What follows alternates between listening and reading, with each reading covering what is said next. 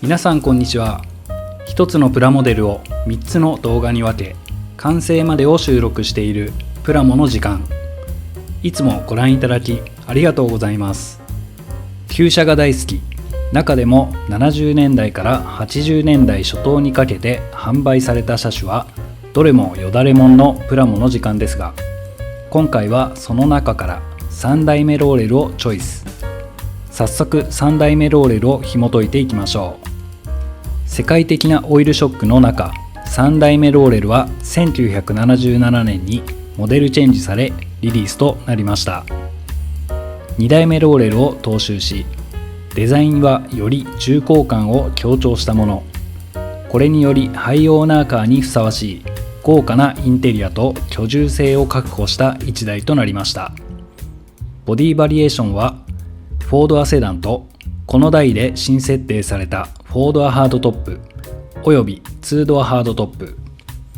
1978年にはマイナーチェンジとなり、ヘッドライトが規格型の角型4灯式となり、オートエアコン装備の最上級グレードメダリストが登場。1977年の登場から1980年までの3年間で新車登録台数は31万6898台となります。後期型であるこのキット、メッキパーツがふんだんに用意され、さらにバンパーのモールも別パーツになっているほか、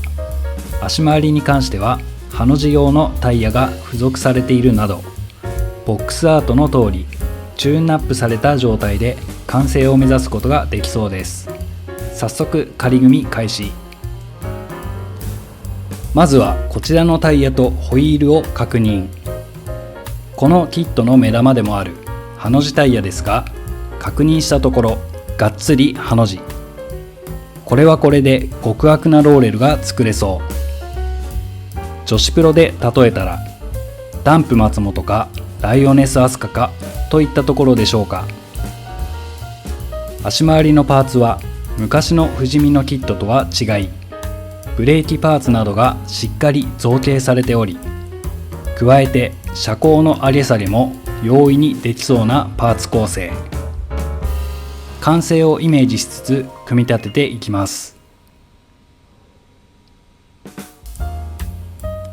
窓ガラスは一体パーツとなっており、バチピタで愛もよくスムーズに組み立てられそうです。ただ湾曲が特殊なのか透明度が足らない気がしますので、磨きつつ進行していきます。インテリアはフロントシートの背もたれ部分がとても薄いのでなんとかしたいところ。車高も少し上げようかと想像しつつ仮組み完成です。迫力と気品あふれるパーツ類はすでにかっこいいローレルが約束されたようなもの。しっかり自分好みのローレルに仕上げていきたいと思います。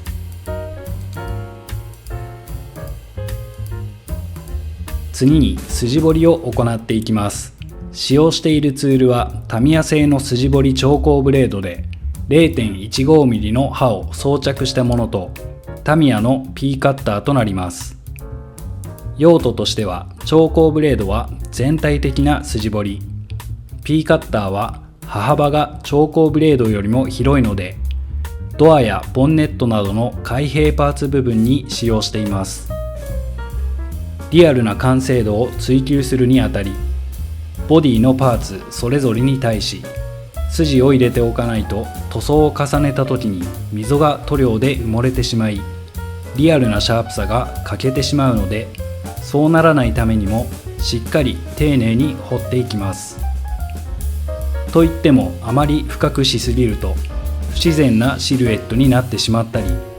パーツが貫通し割れてしまう場合もありますので、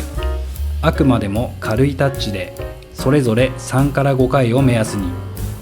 なおかつボンネットやドアなどの開閉パーツ部分は他のパーツとの差を明確につけるためにも P カッターを使い、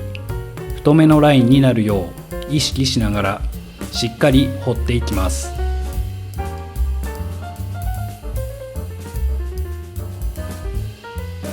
続いてこの赤線部分のパーティングラインを消す作業、その他にバリなどを取り除いていく作業となります。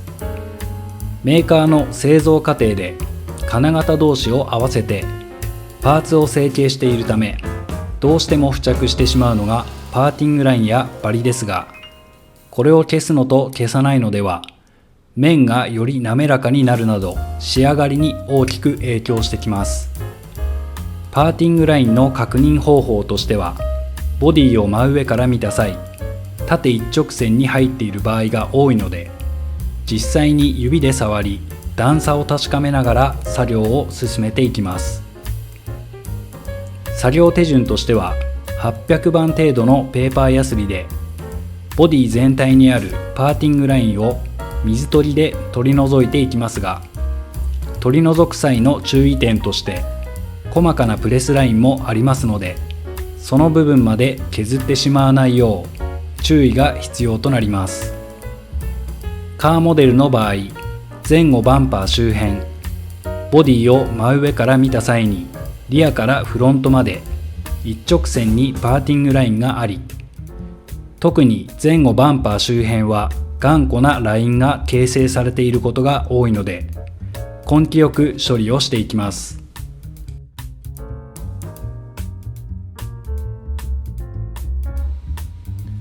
次にプレスラインを追加していきます。実写の写真とキットを見比べたところ、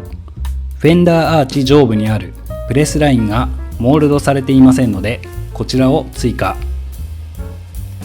ボディにメスを入れるのは怖く、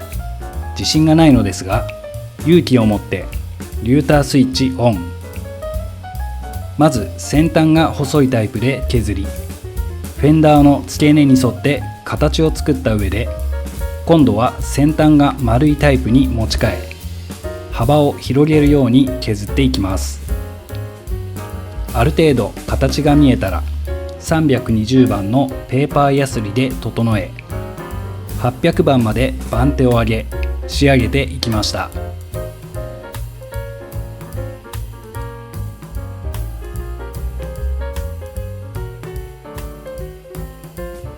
続いてアーチモールの追加です。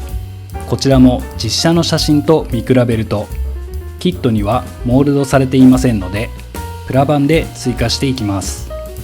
使用したプラ板はエバーグリーン製の平棒、板厚 0.25 幅 0.5mm のものをフェンダーにあてがい、接着しやすいように少し長めにカットしていきます。カットしたプラ板をフェンダー中央にセメダインハイグレード模型用接着剤で接着。センターの接着が固定した後、少しずつアーチに沿って残りの部分を接着していきました。接着が乾き全体がしっかり固定したら、余分なところをカットし、裏面から追い接着。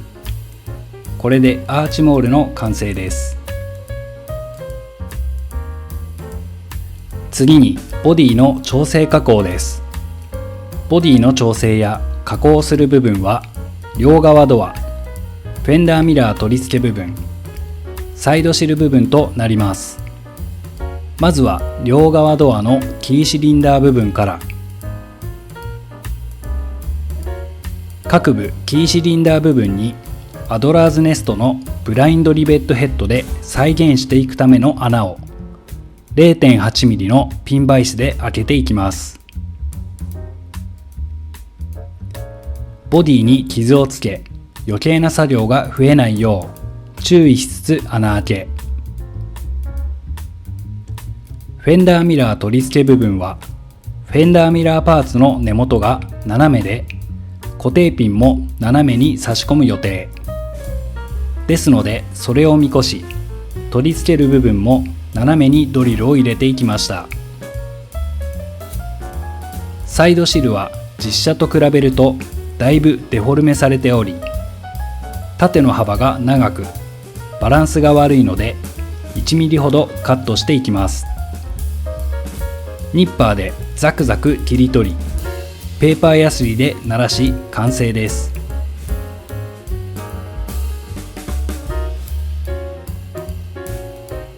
続いて本塗装をする前の下地としてタミヤ缶スプレースーパーサフェーサーを拭いていきます。この下地処理は深いツヤのある仕上がりを目的とするのであれば必須作業になります。またパーティングラインを消すためにボディ表面を削ったりヤスリの跡が残ってしまった場合は必ずサフェーサーを拭いて本塗装の前に表面を滑らかにしておくことが大事です。いかに下地処理で滑らかな表面を作り上げるかが重要なことかと思いますし、下地の段階からこの表面を意識しておくと後々表面仕上げの工程で時間を短縮できたりするなど効率が上がります。サフェーサーを拭き